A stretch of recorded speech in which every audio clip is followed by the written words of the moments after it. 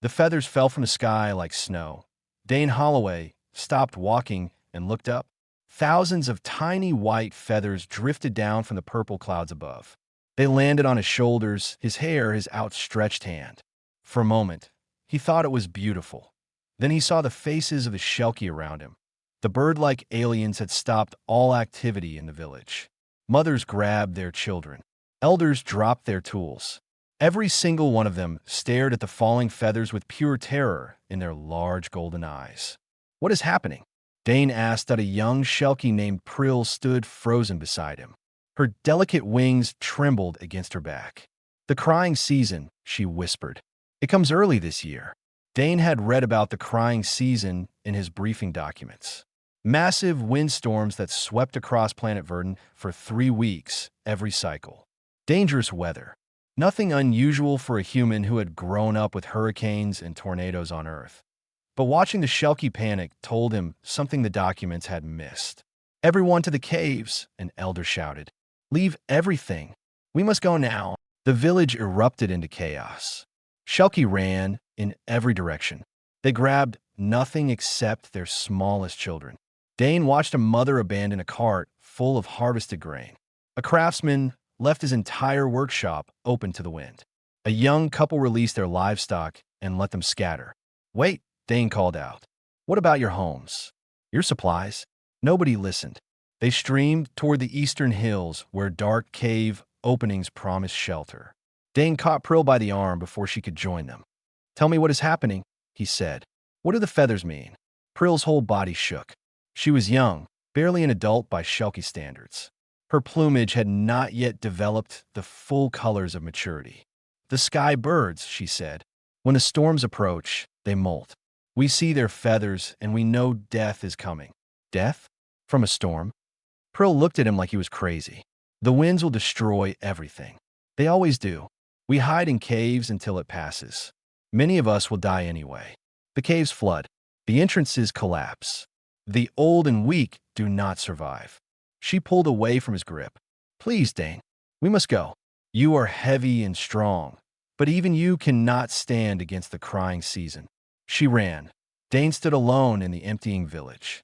The feathers continued to fall around him. In the distance, he could hear the first low moans of wind building beyond the mountains. The sound was like nothing he had experienced. It seemed alive. Hungry, he walked through the abandoned buildings. The Shelkie constructed their homes from woven plant fibers and lightweight wood. Everything was designed for their hollow bones and delicate bodies. Everything was built to be beautiful, not strong. He found Elder Churi in the central meeting hall, directing the last evacuees toward the caves. Churi was ancient by Shelkie standards, her feathers faded to gray, her wings too weak for flight. But her eyes remained sharp. "Human," she said when she saw him. "You should not linger. The winds will come soon." "How many die?" Dane asked directly. "Every season, how many Shelkie die?" Churi was silent for a long moment. 300. Sometimes 4. In bad years, 1,000. The number hit Dane like a punch. This small region alone lost hundreds of people every year. Across the entire planet, the death toll must reach tens of thousands. "Why?" he demanded. "Why do you accept this?" "Accept?" Churi tilted her head. "We do not accept. We grieve. We mourn. We pray to the sky's spirits for mercy. But the winds have blown since before memory. Our ancestors tried to resist them. They failed. Their bones scattered across the plains. We learned that survival means surrender. Your ancestors did not have reinforced concrete," Dane said. Churi did not understand the words. "Come to the caves, human. Your muscles and thick skin may help you survive where others fall. You can still be useful." "I am an engineer," Dane said. "On Earth, we build structures that survive hurricanes, tornadoes, earthquakes. We do not hide in caves and wait to die. This is not Earth. Physics is the same everywhere." The old Shelkie studied him with those ancient golden eyes. "You believe you can fight the sky? I believe I can build something that makes fighting unnecessary." Outside, the wind began to rise. The moaning grew louder. The feathers swirled in sudden gusts. "You have perhaps 30 hours," Churi said. The scouts say this season comes fast. Then the first true storm arrives. I need workers, materials, anyone willing to try something new. You will find no workers. Everyone prepares for the caves. Dane felt frustration building in his chest. Then they will die for nothing, because they refuse to even try. Shuri reached out and touched his arm with her fragile fingers. Perhaps, she said softly, but that is our way. It has always been our way. She paused. I will not stop you from trying, human. Build your structure if you can. I am too old to change my beliefs, but I am not so old that I cannot recognize courage. She walked away toward the caves, her aging wings dragging in the dust. Dane stood alone. The wind screamed around him now. The feathers had stopped falling because the gusts tore them away too fast to land. He pulled out his communication device and contacted his ship in orbit. This is Holloway. I need an emergency supply drop. Construction materials. As much as you can spare. For what purpose? The ship asked. Dane looked at the empty village, at the homes that would be destroyed, at the civilization that had accepted mass death as normal for thousands of years. I'm going to teach these people, he said, that they do not have to be afraid anymore. The supply crates hit the ground with enough force to crack the Earth. Dane ran to the landing zone as the orbital delivery rockets burned away into the darkening sky. 6 massive containers sat in the field outside the abandoned village. Steel beams, concrete powder, anchoring cables, everything he had requested and more. But materials meant nothing without hands to use them. He walked to the cave entrance where the Shelky had gathered. Hundreds of bird-like bodies he pressed together in the darkness. Their golden eyes reflected his flashlight like stars. The smell of fear filled the cramped space. I need volunteers, Dane announced. His voice echoed off the stone walls. I'm going to build a shelter that can survive the storms. A real shelter, not a hole in the ground. Silence answered him. Please, he continued. I cannot do this alone. But if we work together, we can create something that protects you. Something permanent. An elder named Thresh pushed forward through the crowd. His feathers were dark blue, his posture aggressive. You insult us, human. You come to our world for one season and think you understand our suffering? Our ancestors were not stupid. They tried to build against the winds. They all died. Your ancestors did not have access to modern engineering, Dane replied calmly. They did not understand aerodynamics or load-bearing structures or pressure differentials. Fancy words, Thresh spat. The wind does not care about words. It cares only about destruction. Take your supplies and hide with us, or die outside. Those are your choices.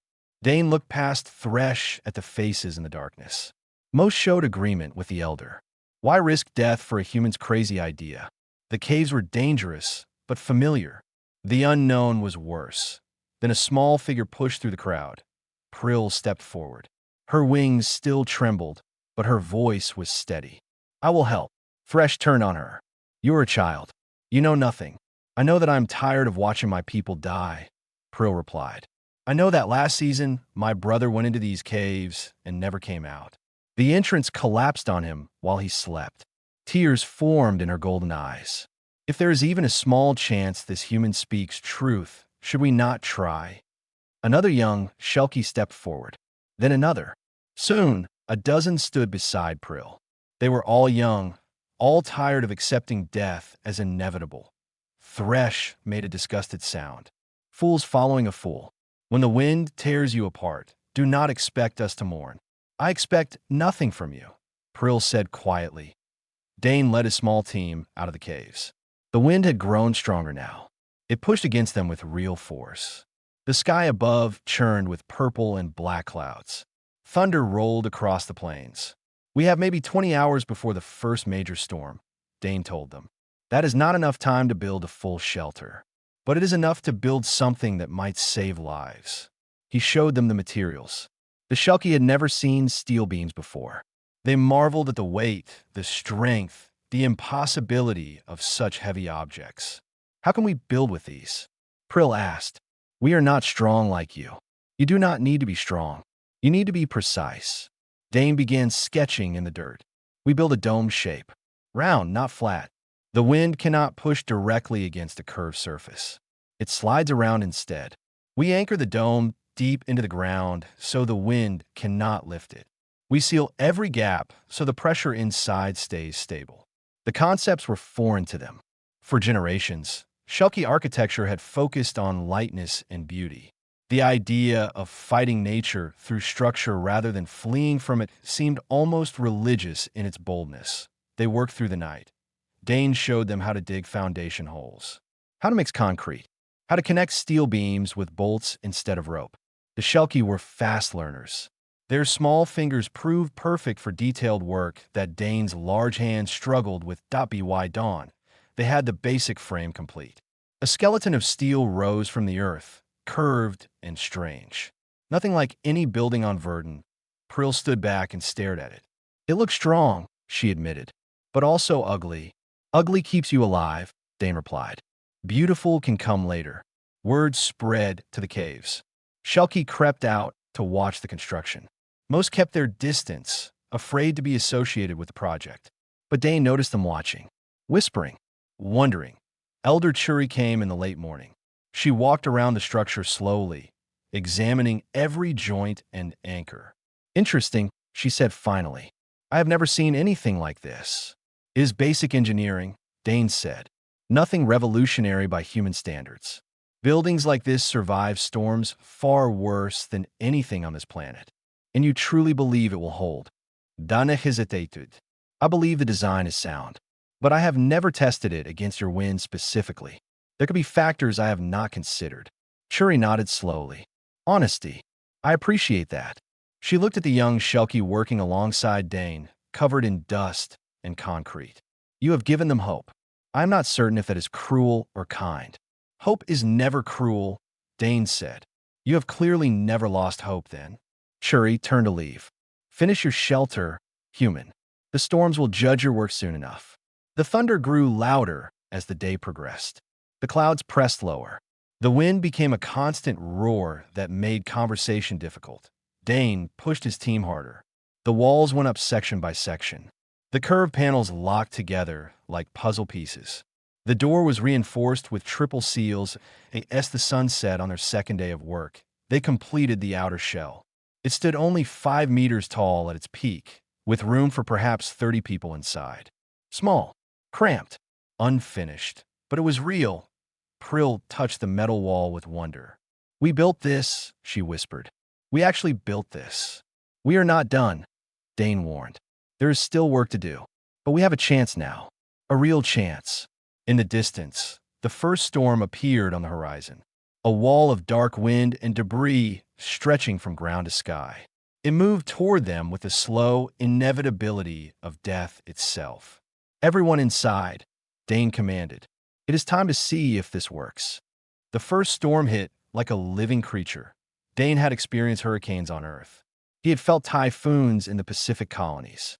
He thought he understood powerful wind, that he was wrong. The sound alone was enough to drive terror into the heart. Not a howl or a roar, but a scream. The wind screamed as it tore across the plains. It carried rocks and debris that struck the shelter walls with the force of bullets. The entire structure vibrated with constant, violent energy. Inside, 14 Shelky pressed against each other in the darkness. Prill sat beside Dane, her small body shaking with every impact. The others prayed silently, their beaks moving in ancient words. It will hold, Dane said, though he was not certain himself. The design is sound. A massive impact shook the entire shelter. Dust fell from the ceiling joints. Someone screamed. The door seal, a young Shelky named Wick shouted. It is failing. Dane pushed through the terrified bodies. The door was their weakest point. He had not had time to reinforce it properly. Now, wind was forcing its way through tiny gaps in the seal. The pressure difference threatened to tear the door off its frame. I need cloth, Dane commanded. Anything to stuff the gaps. The Shelky stripped off their own clothing without hesitation. Dane packed the fabric into every crack he could find. The wind fought him, pulling at the material with invisible fingers. His hands bled from the effort. For 3 hours, the storm raged. The shelter groaned and shuddered. Panels flexed in ways Dane had not anticipated. But nothing broke. Nothing failed completely. Then suddenly, silence. The Shelky looked around with confusion. Is it over? Prill whispered. The eye, Dane replied. Most major storms have a calm center. The wind will return. He used a brief piece to inspect the structure. The door seal had held barely. Two wall panels showed stress fractures. The foundation anchors remained solid. Overall, better than he had feared. The second half of the storm arrived with renewed fury. But this time, the Shelky were calmer. They had survived the first half. Perhaps they could survive the second. When dawn finally came, the shelter still stood. Dane unsealed the door and stepped outside. The world had changed. Trees lay flat across the ground. The abandoned village had been reduced to scattered debris. The landscape looked like a battlefield, but they were alive. All 14 of them. Prill emerged behind him. Her golden eyes went wide at the destruction. The caves, she gasped. We need to check the caves. They ran. The cave entrance had partially collapsed, just as Prill had feared. Shelky survivors were digging frantically at the rubble, trying to reach those trapped inside. The screams of the buried echoed through the stone. Dane joined the rescue effort. His human strength moved rocks that 3 Shelky could not lift. For hours they dug. They pulled out survivors. They also pulled out bodies, 37 dead in one night. And the crying season had only begun. Elder Thresh stood among the survivors, his dark feathers covered in dust. He stared at Dane with something between hatred and despair. Your shelter survived, Thresh said flatly. Yes. And we lost 37 in the caves. Yes. Thresh was silent for a long moment. Then he turned away without another word. Elder Churi approached Dane as the sun rose higher. Her old eyes were red from crying. 3 of the dead were my great-grandchildren, she said quietly. They were in a section I thought was safe. I am sorry, Dane replied. He meant it. The weight of those deaths pressed on him, even though he had not caused them. Do not be sorry. Be busy. Churi straightened her aging spine. You proved your shelter works. Now build more. Build them faster. The next storm comes in 2 days. Word spread across the region like fire. Shelky arrived from distant villages. They came to see the humans' shelter with their own eyes. They touched the metal walls. They examined the foundation anchors. They asked endless questions that Dane answered until his voice gave out. Teach us, a village leader named Bauer said. Show us how to build these things. Dane looked at Prill and his original team. They were exhausted but proud. They had done something no Shelky had ever accomplished. We will need to work fast, Dane said. One shelter is not enough. We need dozens, hundreds eventually. Every village should have one. Then we will work fast, Bauer replied. Tell us what to do. They organized into teams. Each team learned one part of the construction process. Dane created simple diagrams that anyone could follow. The young Shelky taught the older ones. The older ones admitted they had been wrong to doubt. Not everyone accepted the change. Thresh gathered his followers and refused to participate. He called the shelters an insult to tradition. He claimed the storms were divine punishment, and hiding from them was blasphemy. That a young priest named Dewey challenged this view. Perhaps the gods sent the human to us, Dewey suggested. Perhaps the shelter is the answer to our prayers. Blasphemy, Thresh shouted. Or faith, Dewey replied calmly. Different forms of the same thing. The argument split the community. But most Shelky were practical creatures. They had watched their loved ones die for generations. If a strange metal dome could stop the dying, they would build strange metal domes. That'd be why the second storm. 3 shelters stood complete. They held over 100 people. When the winds came, those 100 survived without injury. The caves lost 62 more. After that, even the doubters began to listen. Dane stopped sleeping. He moved from village to village, teaching, supervising, troubleshooting. The Shelky learned faster than he expected. They adapted his designs to their own needs. They improved on his techniques. They became engineers. Prill became his primary assistant. She had a natural talent for structural thinking. She understood how forces moved through materials in ways that took humans years to learn. You should lead this effort when I am gone, Dane told her during a rare, quiet moment. Prill looked up sharply. When you are gone, you are leaving. Eventually. My posting here ends next cycle. But this work must continue without me. I do not want you to leave. Her voice was small, vulnerable. That is why I must prepare you to continue alone. The great crying approached. The scouts reported that this year's final storm would be the worst in half a century. The older Shelkie remembered the last great storm. Thousands had died. This time will be different. Dane looked at the completed shelters dotting the landscape. 12 structures. Capacity for nearly 1,000 people. It was not enough for everyone, but it was a start. Will they hold? Prill asked, standing beside him as dark clouds gathered on the horizon. We will find out together, Dane replied. The great crying began at sunset. Dane had seen recordings of major storms from a dozen worlds. He had studied weather patterns that could strip flesh from bone. He had read reports of atmospheric events that reshaped entire continents. None of it prepared him for this. The wall of wind stretched from horizon to horizon. It consumed the sky itself, turning day into absolute darkness. Lightning flashed inside the storm mass, illuminating a churning chaos of debris and destruction. The sound was beyond sound. It was pressure. It was weight. It was a universe screaming. 800 Shelkie crowded into the 12 shelters. The remaining population had retreated to the caves, either too stubborn to trust the new structures or simply unable to reach them in time. Dane stood at the door of the main shelter, watching the storm approach. Prill grabbed his arm. Come inside, she shouted over the building roar. There is no more time. He let her pull him through the door. The seal closed behind them with a solid thunk. Inside, 73 Shelkie pressed together in the dim emergency lighting. Their golden eyes reflected fear, hope, and something that might have been prayer. The storm hit. The impact threw everyone off their feet. Dane crashed into the curved wall as the entire structure seemed to lift and drop. The Shelkie screamed. The lights flickered. Somewhere, a child began to cry. Stay calm, Dana shouted. The anchors will hold. But even he was not certain. This storm exceeded every calculation he had made. The wind speed was higher than anything in the recorded history of Verdun. The pressure differential was creating forces he had not designed for. That a panel on the eastern wall began to buckle. The metal groaned and bent inward, forming a bulge that grew larger with each passing second. That section will fail. Wick shouted. Dane pushed through the crowd. He examined the buckling panel with frantic eyes. The problem was clear.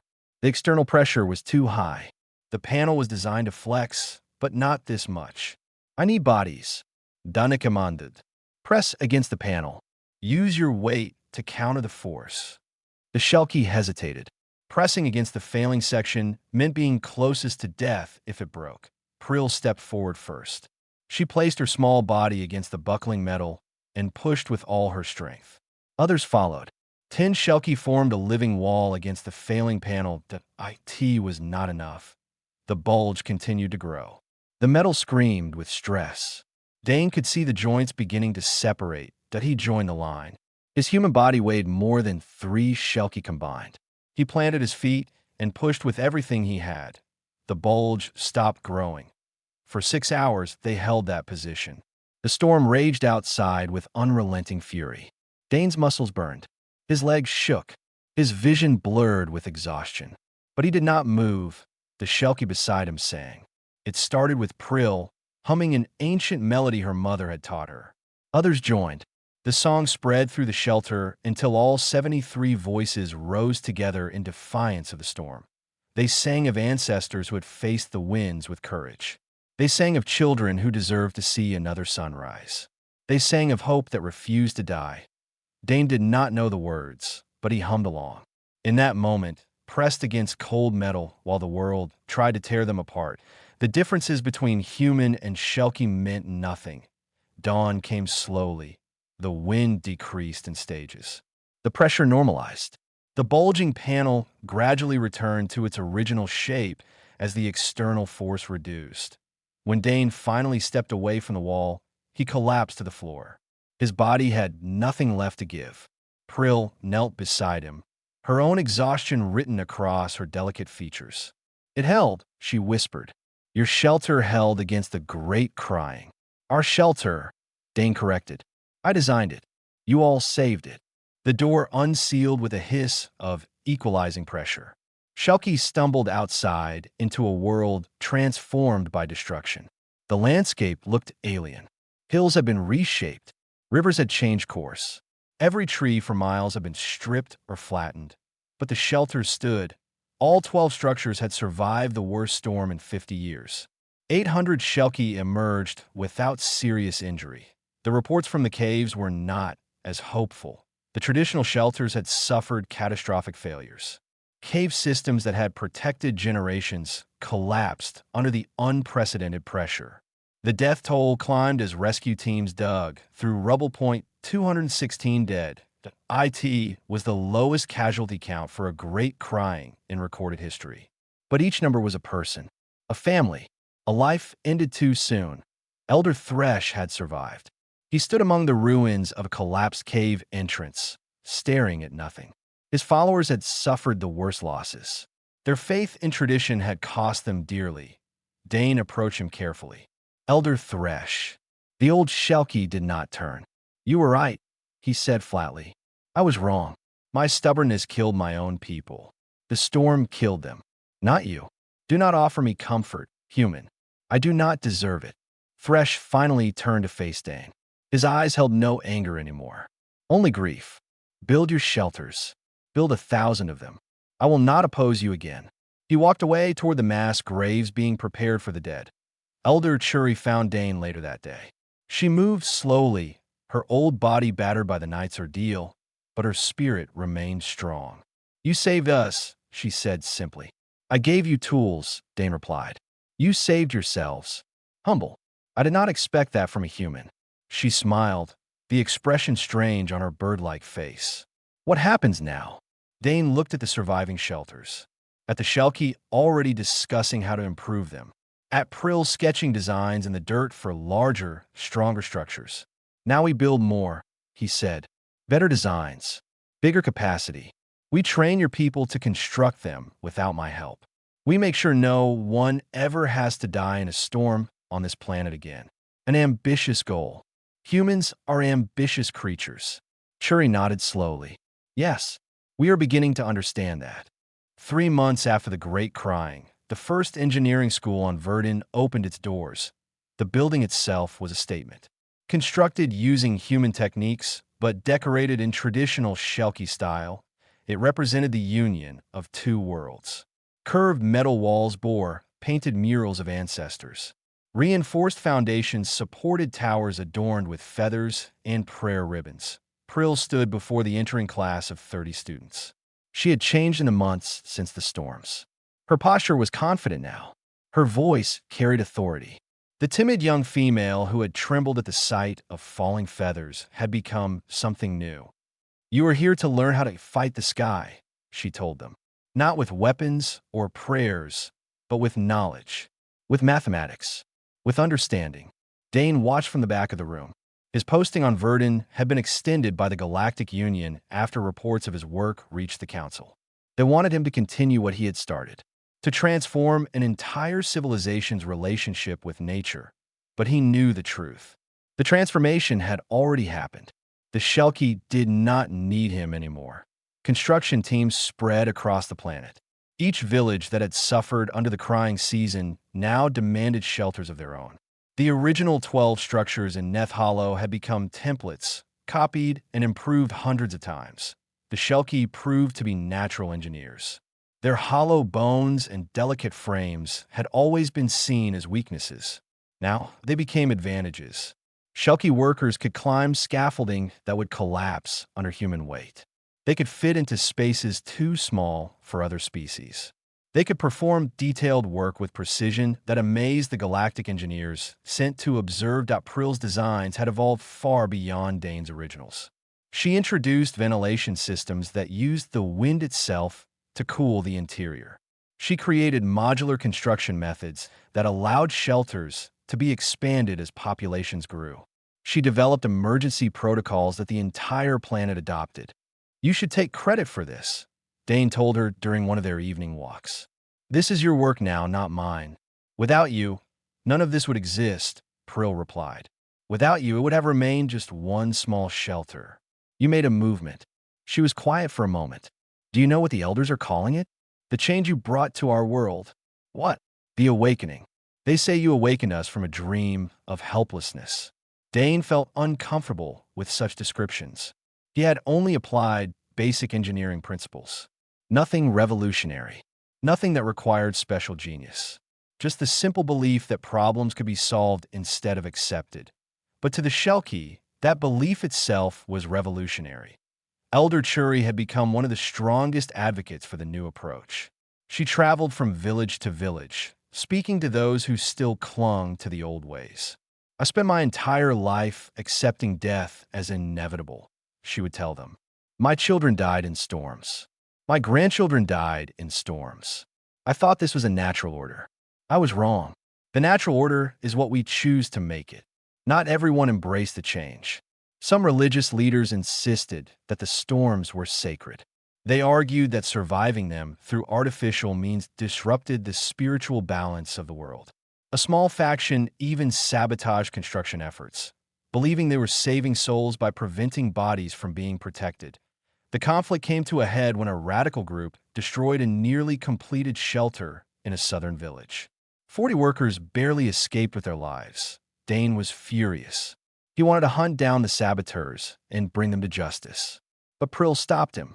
Violence will only prove their point, she said. They claim we are becoming like the harsh species of the galaxy. Aggressive, destructive. If we respond with force, we prove them right. Then what do? Let them destroy everything we have built. We invite them to see what we have built. We show them the children who survived because of our shelters. We let them meet the families that are whole instead of broken. Prill's eyes held wisdom beyond her years. Fear dies in the presence of love. That is what you taught us, even if you did not use those words. The strategy worked. Over the following weeks, many of the saboteurs changed their views after visiting functioning shelters. They saw the joy of survival, the relief of families reunited, the simple miracle of children growing up without the constant shadow of death. The radical faction shrank to a handful of extremists who eventually isolated themselves in distant regions. As the next crying season approached, Verdun had transformed. 342 shelters now dotted the landscape. Every major population center had protection. The engineering school had graduated its first class and immediately began training a second. Prill was promoted to lead the Planetary Storm Response Network. She coordinated construction efforts, emergency procedures, and the development of new technologies. Her designs were being studied by other species facing similar challenges on other worlds. The Galactic Union wants to send engineers from 12 different planets to study our methods, she reported to Dane one evening. They say what we have done here could help billions of people across the galaxy. Done is smiled. What we have done? Fine. What I have done? With your guidance. No guidance. Just a push to get started. Everything after that was you. The first storm of the new season arrived 3 days later. It was a moderate storm by Verdun standards, nothing like the Great Crying, but it still would have killed hundreds in previous years. This time, the death toll was 7.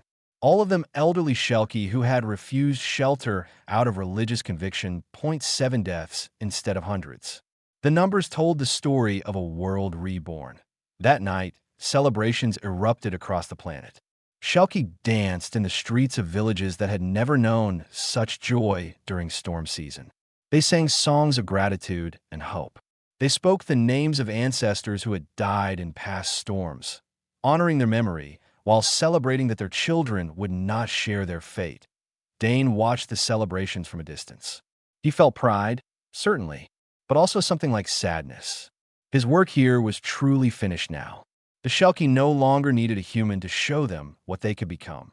Prill found him standing alone at the edge of the festivities. You were thinking about leaving, she said. It was not a question. My posting ends in 2 months.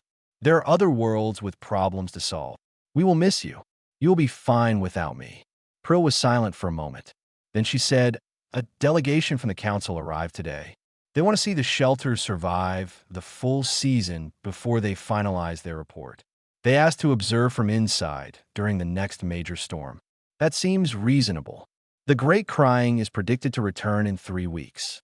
Stronger than last year, according to the scouts." Prill looked at him with steady golden eyes. "Will you stay to see it?" "One more time." Dane considered. He had already proven his designs worked.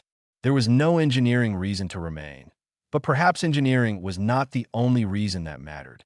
"One more storm," he agreed. "Then I leave." Prill smiled. One more storm. The second Great Crying announced itself with purple lightning that split the sky. Dane stood on the observation platform of the main shelter in Neth Hollow, watching the massive storm system approach from the west. The Galactic Council delegation stood beside him.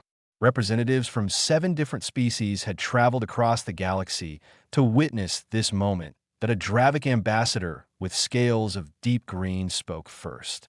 The atmospheric readings are remarkable. Wind speeds exceeding 300 kilometers per hour. Debris density sufficient to strip organic tissue in seconds. "How did your people survive this before the shelters?" "Many did not survive," Dane replied. "That was the point. Below, the population of Neth Hollow filed calmly into the expanded shelter complex. What had once been a single desperate structure was now a network of connected domes capable of holding 500 people comfortably. The Shelkie moved without panic. Children walked beside their parents. Elders were helped by younger community members. Everyone knew exactly where to go. This was not a crisis anymore. It was routine. Prill coordinated the evacuation from the central command station. Her voice carried through speakers placed throughout the village, guiding groups to their assigned shelters. She had rehearsed this process dozens of times. Every Shelkie knew their role. "Everyone is inside," she reported over the communication system.